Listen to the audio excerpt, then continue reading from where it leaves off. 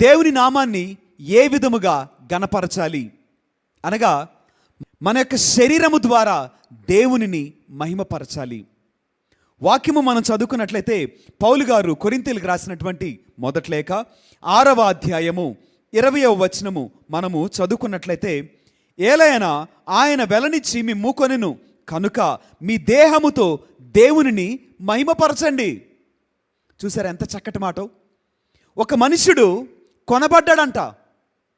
వెలనిచ్చి కొనబడినటువంటి మనము మన ఈ శరీరము ద్వారా దేవునిని మహిమపరచాలి. ఎలాగునా? పౌలు గారు కొరింథీయులకు రాసిన లేఖ 3వ అధ్యాయము 16వ వచనం చెప్పుచున్నది కదా, ఇదిగో ఏలయనా ఈ శరీరమే దేవుని యొక్క ఆత్మకు ఆలయము, ఈ ఆలయము పవిత్రముగా ఉండవలెనని, పరిశుద్ధాత్మ నిలయముగా ఉండవలెనని వాక్యము మనతో మాట్లాడుతున్నది. ఏ మనుష్యుడైతే ఈ ఆలయమును పాడు చేస్తాడో దేవుడు తప్పక వాడిని పాడు చేయను అని వాక్యము సెలవిస్తుంది. శరీరము ద్వారా దేవునిని మహిమపరచాలి. ఎలైనా ఈ శరీరము ఆయన ఆత్మకు నివాసయోగ్యము. మరి నీ శరీరము ఏ స్థితిలో ఉన్నది?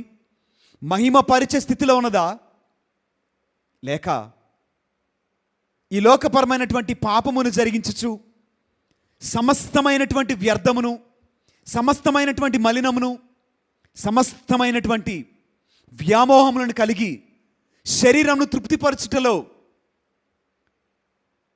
దేవుణ్ణి మహిమపరచవలసినటువంటి ఈ పరిశుద్ధతను కోల్పోయి శరీరాశ వెనక, శరీరాశను నెరవేర్చుటలో, తృప్తిపరచుటలో ప్రయత్నము చేయించు పరిగెత్తుచున్నావా? ఆలోచించేద్దాం.